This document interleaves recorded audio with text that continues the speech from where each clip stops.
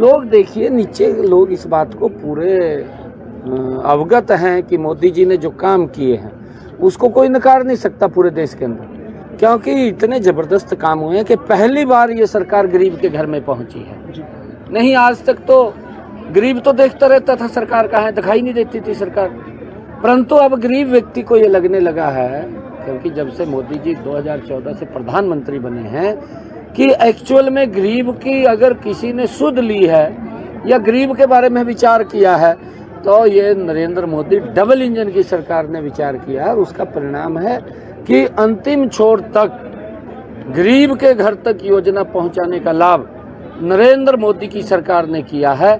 जहां स्टेट के अंदर डबल इंजन की सरकार नहीं है, किसी अन्य दल की सरकार है, वो तो वहाँ के लोगों को भी उन सुविधाओं से वंचित रखते हैं जो सुविधाएं नरेंद्र मोदी जी भेजते हैं। उसका उदाहरण है, आप पश्चिम बंगाल में देखिए, पंजाब हमारे पड़ोस में है, आप देखिए पंजाब के अंदर भी बहुत सारी योजनाएं वो नहीं मिल पा रही लोगों को, लोग उनसे वंचित हैं और ये लोग अपनी राजनीति को घुमाते रहते हैं, वोट लेते रहते हैं। कई योजनाएं तो हिमाचल के अंदर भी, क्योंकि वायदे तो करे हैं कांग्रेस ने, वायदे तो किसी ने रोका नहीं, परंतु पूरे नहीं किए, वायदे करके वोट ले लिया और फिर उनका शोषण करा।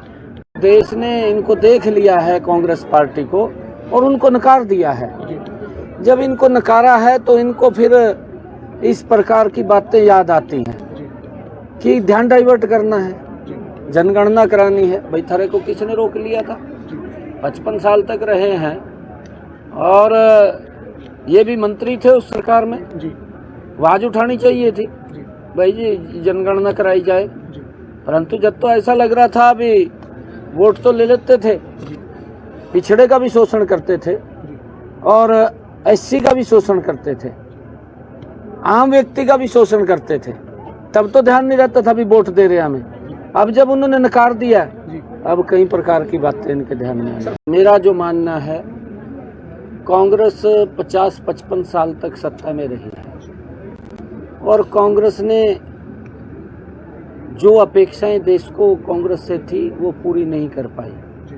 उन्होंने बेशक अपनी अपेक्षाएं पूरी कर ली हों, कांग्रेस के नेताओं ने, कांग्रेस के लोगों ने, उन्होंने शायद अपनी अपेक्षाएं पूरी कर ली हों, परंतु देश को जो अपेक्षाएं थी उससे देश वंचित रहा है। अभाव था हर चीज़ का। ये कैप्टन साहब को भी मैं तो आप सब से कहूँगा कि आप सब जागरूक पत्रकार हैं, जब ये लोग इस प्रकार की बात करते हैं तो उनसे जरूर पूछना चाहिए। जब सड़कों का भी अभाव था इनके समय के अंदर, गैस का भी अभाव था, विकास का भी अभाव था, सड़कें भी नहीं बनती थी, मेडिकल कॉलेजों का भी, हेल्थ का भी अभाव था, एजुकेशन का भी अभाव था इनके समय के अंदर।